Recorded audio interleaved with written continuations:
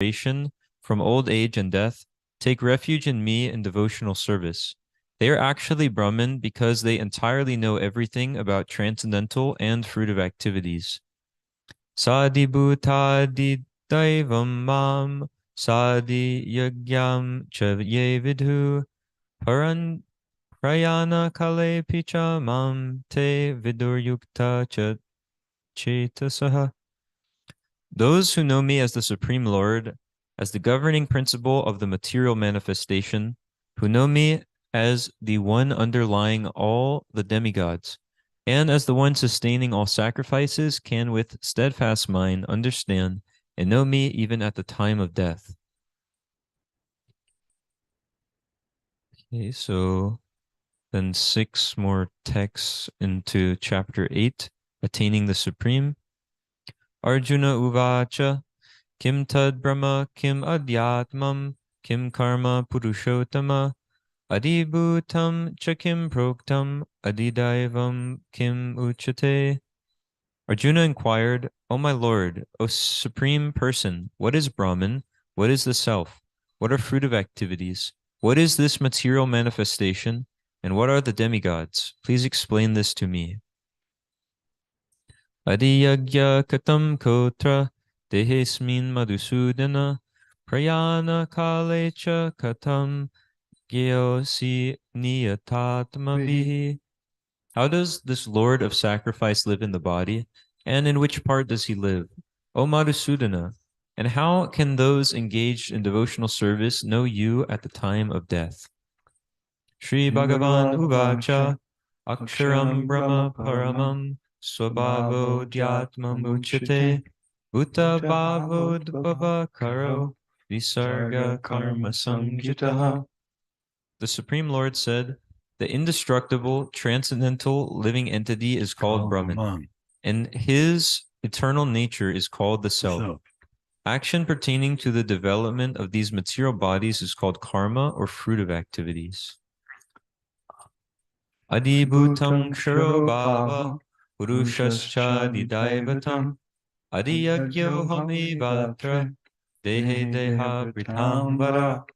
Physical nature is known to be endlessly mutable. The universe is the cosmic form of the Supreme Lord, and I am that Lord represented as the Supersoul, dwelling in the heart of every embodied being. Antakale cha mam eva smaran muktva kalevaram ya prayati samadbhavam yati nasyatra samsaya. And whoever at the time of death quits his body, remembering me alone, at once attains my nature. Of this there is no doubt. Yam yam vapi smaran bhavam tyajantyante kalevaram tam tam evaiti konteya sada tad bhava bhavitaha. Whatever state of being one remembers when he quits his body, that state he will attain without fail. Sorry. So then back to the text 26.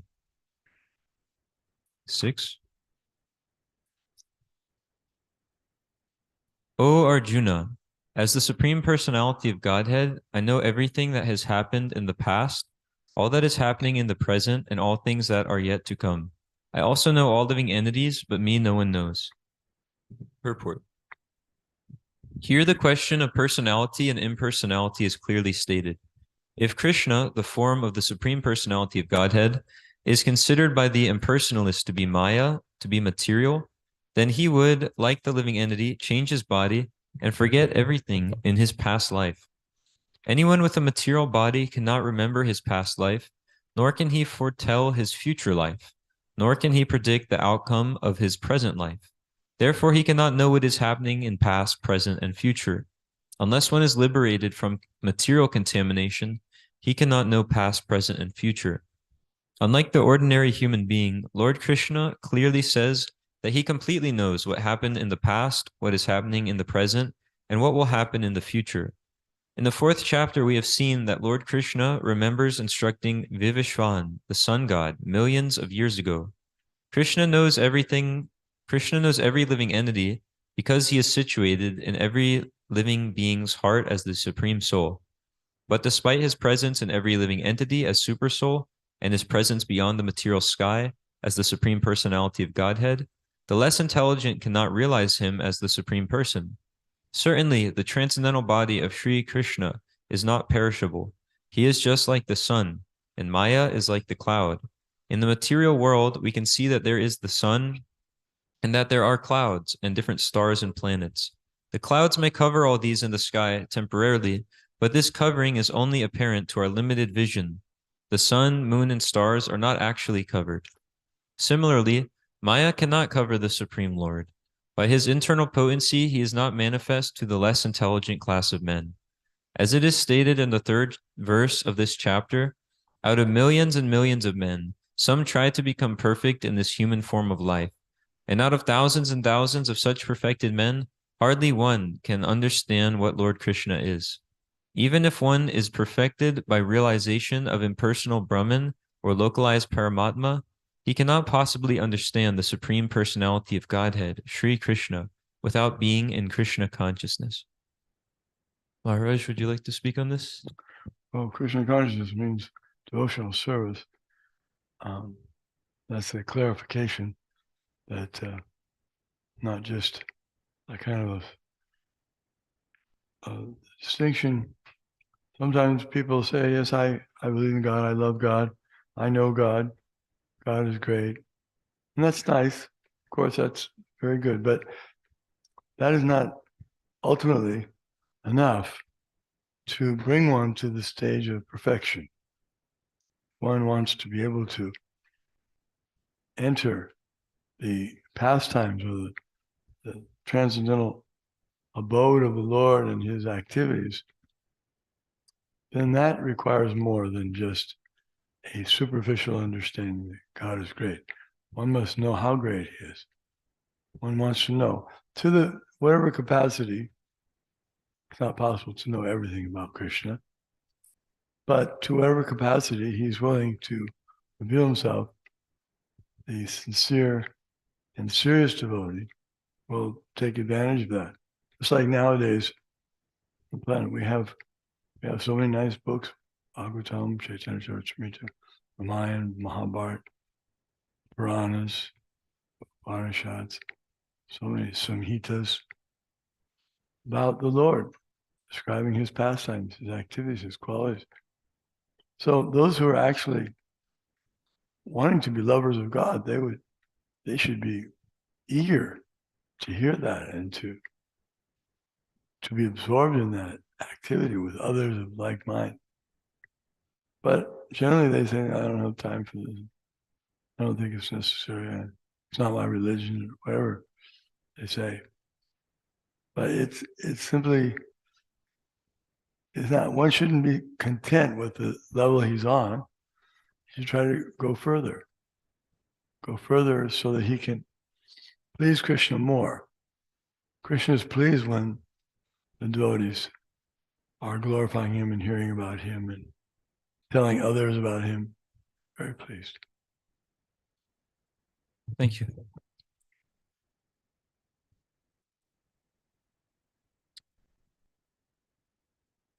O sign of Bharata, Arjuna, O conqueror of the foe, all living entities are born into delusion, overcome by the dualities of desire and hate. Purport.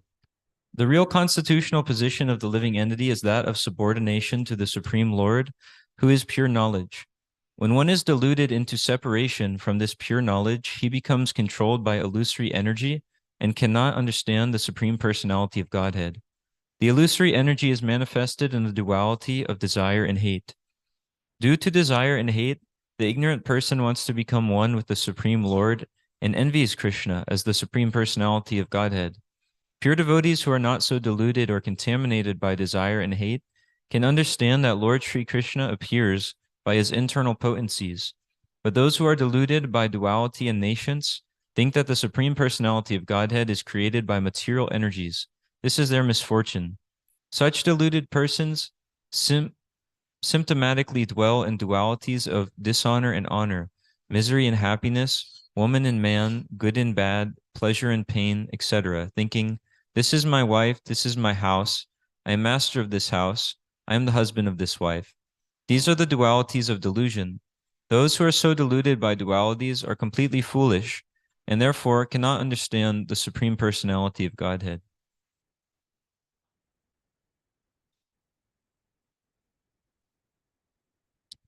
So, as we read in or recited in the beginning of the Bhagavad Gita, we said that Om Jnana Timarandasya Gyananjana Shalakaya Chakshurunalitamyena Tasmai Shri Gurave Namaha. That I was born in the darkness of ignorance. And Krishna, he's explaining that here to Arjuna, that this is how everyone is born in the material world. All living entities are born into delusion. We can see no one in this world is born with knowledge. It's just a completely bewildered state. You don't even know who you are, what your name is, how to operate your body. Can't even walk. Uh, so, like this, every living entity in the material world is born into delusion. And then Krishna also explains that he's overcome by the dualities of desire and hate. So, what's that? One has to ride on the chariot of their mind their whole life, um, accepting and rejecting things that, okay, this is good. I want this. This is bad. I don't want this. And then those things, even they just flip flop just because it's centered on the mind. In the winter, the cool water seems, oh, it's horrible. But then in the summer, that same exact temperature water seems, oh, it's great. So anyone born in this material world, they're born in total ignorance or delusion, simply accepting these senses in the mind as all in all. But when one actually comes in contact with a pure devotee of the Lord, that can make all the difference. If one comes in contact with a pure devotee of the Lord, then they can learn who they really are. Like Sanatana Goswami prays to Lord Chaitanya that people are calling me learned. They're calling me a pundit. And I'm so learned that I accept what they're saying, but I don't know who I am. And so this is the position of a materialist. So Sanatana Goswami is not a materialist, but he's giving the example that we can amass so much education in this world, but what is the use of any of it if we don't know who we are? So that's what this knowledge is giving. That's what Srila Prabhupada is giving in these books. So if we don't actually value it or take it seriously, then we're foolish. Like he's saying in the purport, those who are deluded by dualities are completely foolish and therefore cannot understand the Supreme Personality of Godhead. So if we're deluded by the dualities of this world, thinking that, okay, I'm very smart, someone else is very dumb, I'm very, wealthy or beautiful or this or that, and someone else is poor, or whatever it is. I don't, so many different dualities and material designations people can be bewildered with. Such persons are described here as foolish because they can't understand the Supreme Personality of Godhead as long as they're stuck in this mental platform of life or this bodily platform. But when one takes to devotional service by coming in contact with devotees, then knowledge can be revealed to them, if they're willing to actually apply that knowledge in their life. But if all the Shastra is there and all the devotees are there and all the instructions are there and someone's not willing to lend an ear to it and hear it or actually apply it in their life, actually apply their intelligence to what they're hearing, then there's no use. They can just, rotate on and on in the material world and they can keep having Krishna call them a foolish person. But if someone actually applies their intelligence to the Shastra and tries to not just hear it, but hear it in a submissive mood, in a prayerful mood, and then actually act on it, then to such a person, the door to liberation is completely open. Because the instructions of the spiritual master is the perfection that fulfills all desires. Specifically his lotus feet. And what is his lotus feet? It's not just, okay, I touch his feet and I put on my head and now I can go on doing whatever I like and I'll go back to God because I touched the feet of his devotee. That's nice, but the mercy of the spiritual master comes in the form of his instructions. So if one actually wants oh Gurudev, please give me your mercy, that means that they're accepting his instructions and actually acting on them. And then it will actually have an effect. Then we can actually come to the liberated platform where we're not stuck in these dualities that were mentioned: honor, dishonor, misery, happiness, man, woman, good, bad, birth, death, disease, old age, again and again and again. But as long as we stay on this chariot of the mind, thinking that, okay, there's something in this material world for me to enjoy, and therefore actually it's not so bad. I don't need to take the instructions of Shastra so seriously. I don't need to take the instructions of my spiritual master so seriously. Then we can just stay here life after life. But Krishna goes on, persons who have acted piously in previous lives and in this life, whose sinful actions are completely eradicated, and who are freed from the duality of delusion, engage themselves in my devotional service, in my service with determination. So this is what one symptom of devotional service is, that someone who's engaged in pure devotional service, they're not actually engaging in sinful activities anymore. Their sinful actions are completely eradicated. So this is a good gauge to see what is actually pure devotional service or a pure devotee. Just like the example is given that, sometimes people might chant very nice kirtans and they're swaying like a tree in the wind and doing a really dramatic, extra long syllables, and it looks like a lot of ecstasy, but then afterwards they're going and smoking ganja or bidi or whatever that is. So then we can see this isn't actually, that's not pure devotional service. That's not service of Krishna or um, something spiritual going on, but it's somebody who's still on the material platform. So that's not something that we would actually want to hear. Purport: those eligible for elevation to the transcendental position are mentioned in this verse. For those who are sinful, atheistic, foolish, and deceitful, it is very difficult to transcend the duality of desire and hate. Only those who have passed their lives in practicing the regulative principles of religion, who have acted piously, and have conquered sinful reactions, can accept devotional service and gradually rise to the pure knowledge of the Supreme Personality of Godhead. Then, gradually, they can meditate in trance on the Supreme Personality of Godhead. That is the process of being situated on the spiritual platform. This elevation is possible in Krishna consciousness, in the association of pure devotees who can deliver one from illusion. So sometimes devotees would ask Srila Prabhupada questions about how did we get to devotional service? What were we doing in our last lives? Were we like doing many pious activities, and did we read all the Vedas and go to all the holy places? And at least in one instance, Srila Prabhupada answered, I have made your credit. So we can see that, by coming in contact with the pure devotee of the Lord, then even someone in such a low and sinful condition like myself can begin to engage in devotional service. Not that, okay, in my last life I did all these, special things, but by the mercy of the pure devotee of the Lord, one can actually take up devotional service. So we're totally dependent on the Lord's mercy. And we're totally dependent on the mercy of his representatives, like Srila Prabhupada.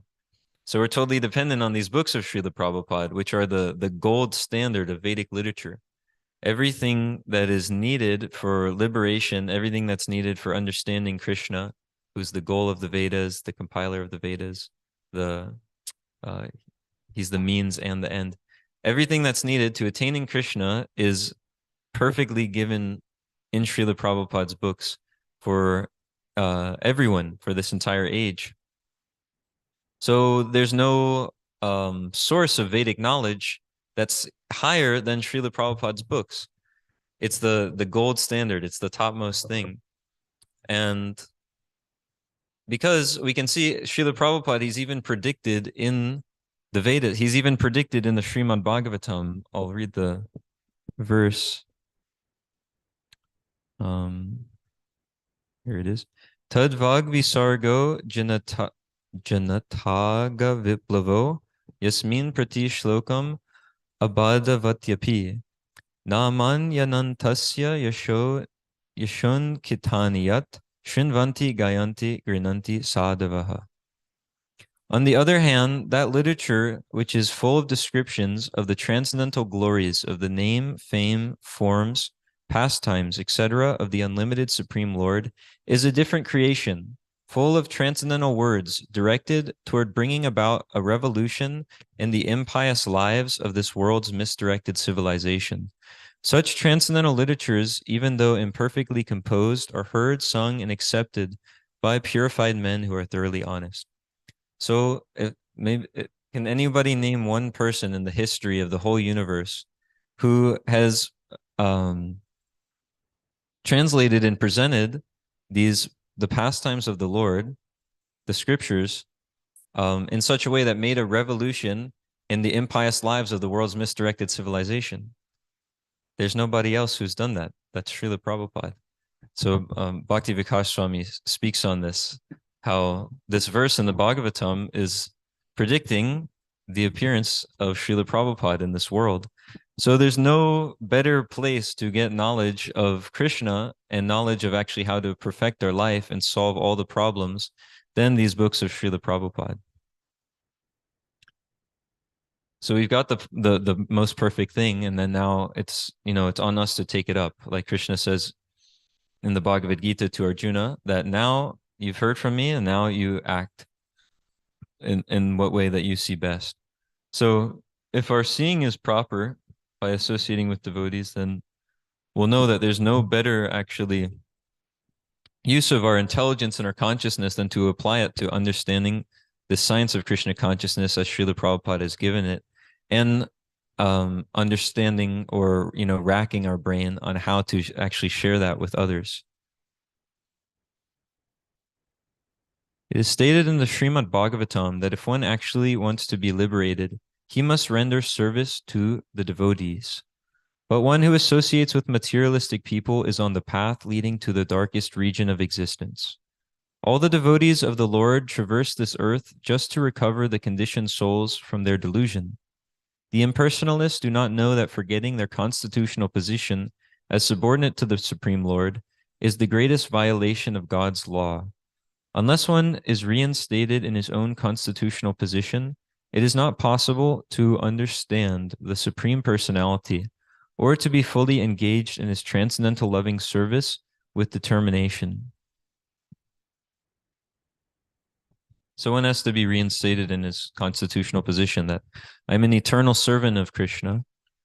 As long as one is in the illusion of thinking that I can be equal to Krishna or that I am the enjoyer, then there's no question of engaging in devotional service or staying engaged in devotional service, like it said here in the purport, with determination. In order for that determination to be there, one has to be convinced that actually I'm not the enjoyer, I'm not the proprietor, I'm not the supreme friend, but that's Krishna. And then one can actually begin to have the determination to follow Krishna and follow what he's saying and follow the orders of the spiritual master. Because if we're thinking that, okay, I'm the enjoyer, there's some way I can adjust this material world to make it more nice or more comfortable, or some situation that will somehow be pleasing to my mind and senses, then that determination, it doesn't come about. There's actually a really nice verse that just explains that exactly, that for those who are overly attached to sense gratification, the resolute determination for devotional service does not take place.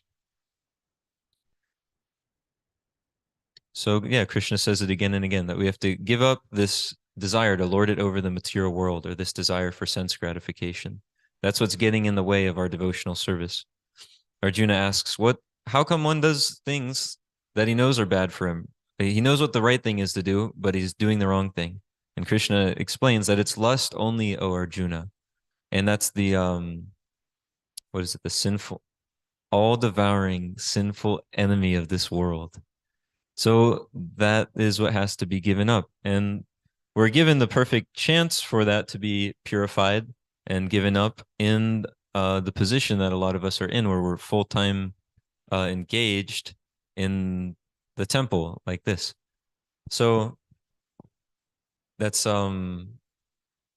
a perfect opportunity, because Krishna is saying, offer obeisances to me, think of me, become my devotee, uh, render service unto me, and you'll come back to me.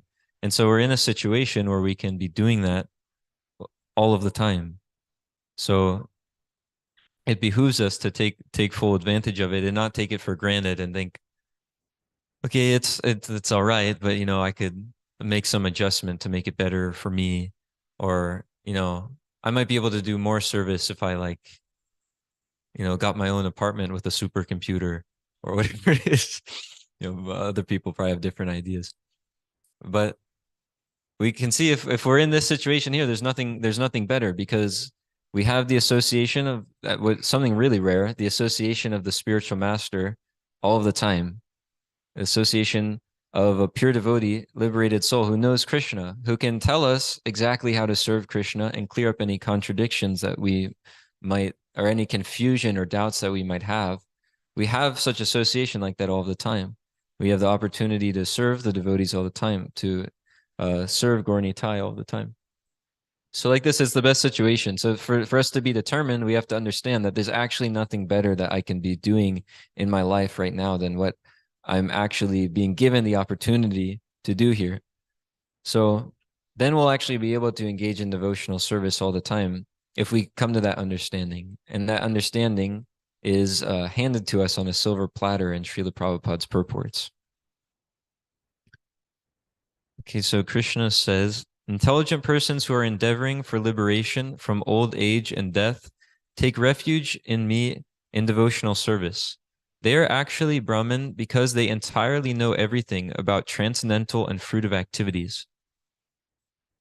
Like sometimes people think that, well, there's more that I could do, like for my family or my parents or something. They tell me I'm just being a nonsense, just like taking it easy at some temple somewhere.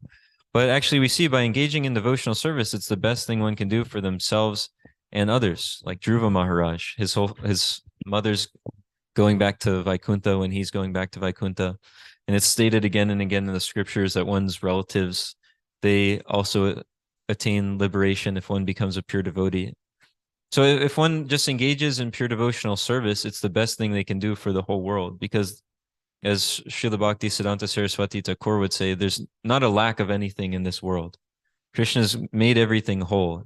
There's a complete system everywhere. The only lack is a lack of Krishna consciousness. So that's what this world needs. So if we're endeavoring to become Krishna conscious and endeavoring to give others Krishna consciousness, that's the absolute best thing that we can possibly be doing with our time. And I've heard this in some lectures. Um, at the end of the Brahmacharya and Krishna Consciousness book, there's like an additional hearing section with some lectures from His Holiness Bhakti Vikas Swami. And he brings up this point in a lot of them, how when devotees take up the service full time at the temple, usually when brahmacharis, they come to the temple and move in and stay there, this miraculous thing happens where immediately their mother gets some uncurable disease and she may die, and the only cure is if he comes home and she sees him.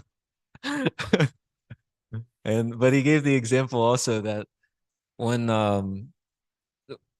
one devotee, because many people's parents will say, why are you doing this? You're doing this is absolutely the worst thing. Why don't you come home? And he gave the example that one devotee, he did go back eventually after practicing devotional service in the temple environment for some time. And he saw his family, and then he got some job that was many states away. And then he was never home. And he asked his mom, like, well, are you really upset now that like I'm not, now I'm also not never home? He said, no, it's okay. Now he's sending a check home every now and then, and he's got this. So this point is brought up often, and he explains that it's not that they want to see you, but it's that they want to see you in material life. So we should know it for what it is. This material affection is Maya. So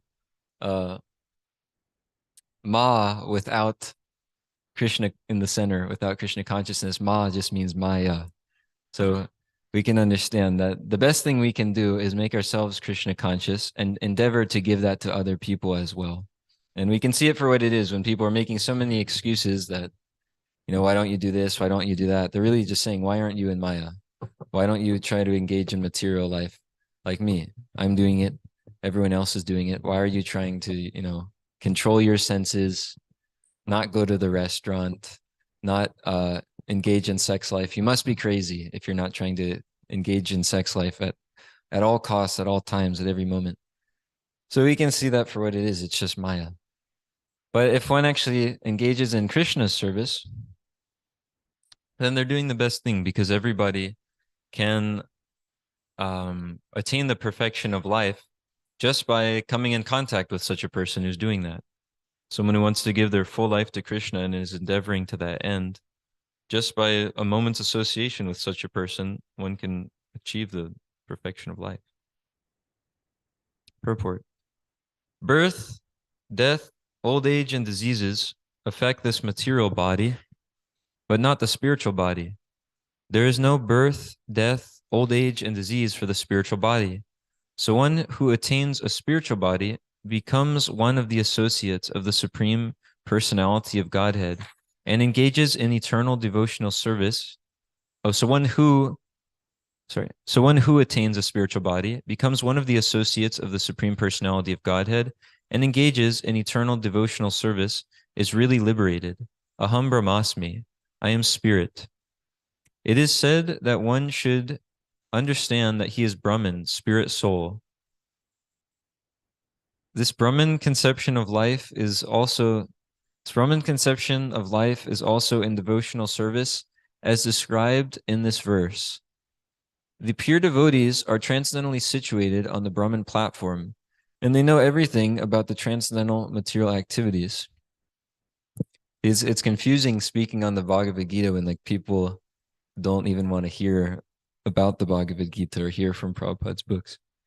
So that's why I was trying to emphasize the importance of hearing them, but still, for some reason, people don't find it important. But we see in the scripture, what is the result of not finding it important? Krishna explains very simply that one who wants to just act based on their own whims and not care about what is in the scripture, there's no happiness, they don't attain the perfection of life, and they don't attain peace. So there's no good fortune in such a situation. So somehow or other, if Prabhupada's books aren't interesting to us for some reason, we should somehow or other endeavor to get some taste for them. Which I found, because I often, I try to read and then sometimes I fall out of a habit of reading, and it becomes difficult to just simply get an hour in all of a sudden, just because of my very impure position of just beginning to try to take to devotional service and all of my material attachments and things. But anyways, somehow I sometimes just stop reading altogether, and I try to get back into it, and it's really difficult.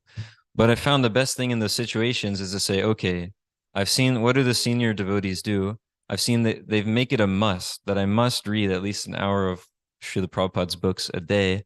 And then they just do it. Even if if some reason they fall out of the habit, and just like any habit you do, if you fall out of it, it's a little difficult to get back into it again, take some, grinding of the gears. I see they just force themselves to do it. They just, they just put the book right in their face. I'm not taking my mind away from this until I get it. So that, I found that is what helps the most with actually when I, lose the habit of hearing or absorbing it when I'm hearing Srila Prabhupada's books.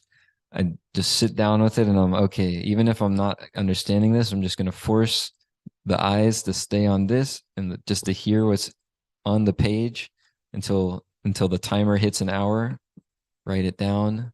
Then the next day, so I just force myself to hear it until there's a habit again. And then it becomes nice. Because Parmeshwar Prabhu was talking the other day, he was telling me that if you just get absorbed, then all the externals, it doesn't really matter so much. Whatever external problems or whatever it is that can disturb somebody's mind or be disturbing in their life, it's not such a big deal if you just get absorbed. And I said, well, how do you get absorbed for someone whose, mind is very fickle or something like that? Somebody like me. And he said, well, you definitely attend all of the temple programs, unless there's some huge, preaching engagement going on, which for the most part, it's not happening at the moment um, in recent history here at the moment. So that means you be fully engaged in the temple programs all the time. And then the next thing he was saying was to chant and really hear every syllable, no matter how long it takes. That was really nice when you just, a devotee can say things in such a way that there's like such realization in it. He said no matter how long it takes, and it was just in such like a casual way that it cleared up all the doubts. My mind screams like 10,000 doubts why I should be chanting like at Mach 7 every time I sit down and go to chant. And it's okay, you're not gonna have time, and there's gonna be this service, and there's gonna be that, and you're like not actually doing it right, and this and that. But he said, chant and hear every syllable, no matter how long it takes. And then I just thought, oh yeah, no matter how. So want to do that. And then what else? For getting absorbed, he was saying, and read an hour of, and again, just the way he says things, it has such realization. Read an hour of Prabhupada's books every day. So I thought, okay, got to get the hour in of Srila Prabhupada's books every day. And then engage, and and then we have other things. We have services to get absorbed in. So there's many ways we can get absorbed in Krishna consciousness. And if we're absorbed in Krishna consciousness, then the external things won't disturb us and won't disturb one's mind. And like Krishna said in the verses we were just reading, one who's absorbed in Krishna consciousness, they get a nature like Krishna's, which means even though now, like we just read before, we don't know what is past, present, and future, someone who's absorbed in Krishna consciousness, they actually do, because they get a nature like Krishna's. So what does that mean? They're not conditioned by material nature. They don't have to die anymore, just like Krishna, eternal. They're full of bliss, full of knowledge. So like this, if we get absorbed in Krishna consciousness, then at the end of life, instead of getting another material body, we go back to Krishna. But that's only possible by the mercy of Srila Prabhupada and by the mercy of our spiritual master. Like we sing every day, that Yasya Prasadad Bhagavat Prasado, Yasya Prasadad Nagati Kutopi. By the mercy of the spiritual master, we can get Krishna, and without the mercy of the spiritual master, there's no hope. There's no chance. So this is what we need, and this is what we've been given the opportunity to attain the supreme by getting the mercy of Srila Prabhupada and his representatives in the most amazing transcendental form of their transcendental instructions. So we sing that my only wish is to have my consciousness purified by the words emanating from his lotus mouth. So those purified words are available in over like 80 volumes here, and also available in over 30 volume set of the Garga Samhita, and they're available in Maharaj's comments every day. Like this, these nectarian words that we want our consciousness to be purified by are available all around us. So we should make the most out of this situation while we're in it, or we might lose it, use it or lose it. So while we're here, we can take the most advantage of this situation by actually absorbing our consciousness in the nectarian words from the lotus mouth of Srila Prabhupada and his representatives and our spiritual master. And that doesn't just mean that, okay, I heard them and now I can move on to the next thing and see what was happening with the gopis in this book and was the acharyas saying in this. Of course, we want to know about, properly understand those things, but hearing the spiritual master means that we are also applying what he's spoken. We apply our intelligence to understand it, and then we actually apply ourselves to act on it.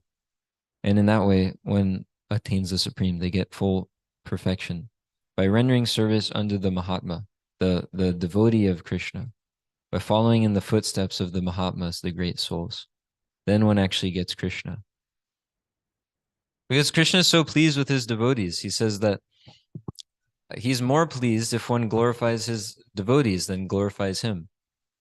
And he says that really amazing thing to the four Kumaras. I'll read that real quick, and then if anyone has a comment or question.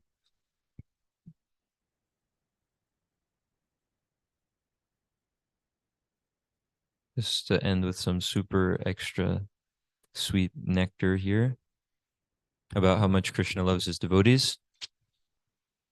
Anyone in the, this is Vishnu speaking when he sees the four Kumaras.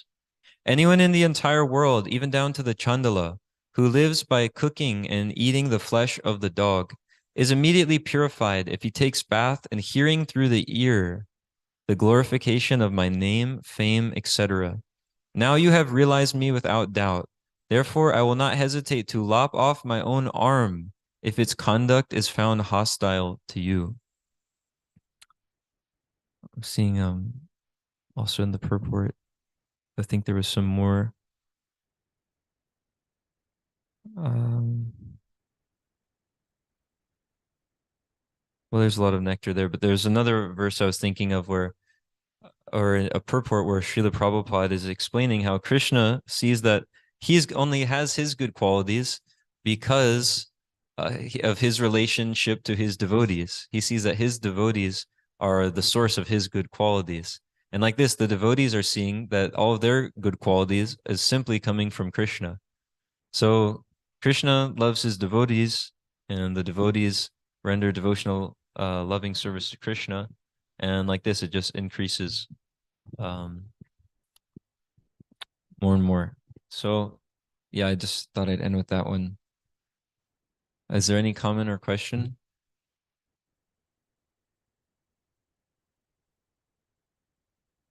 Yes, Mridanga Prabhu. That's the third canto, right? With the four Kumars, they go to the Vaikuntha. Yeah, third canto, chapter 16.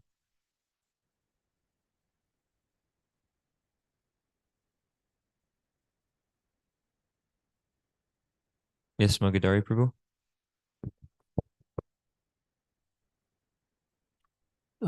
Can you talk more about determination in Krishna consciousness? Yeah. Is there a specific thing in Nectar of Instruction that actually might have that? But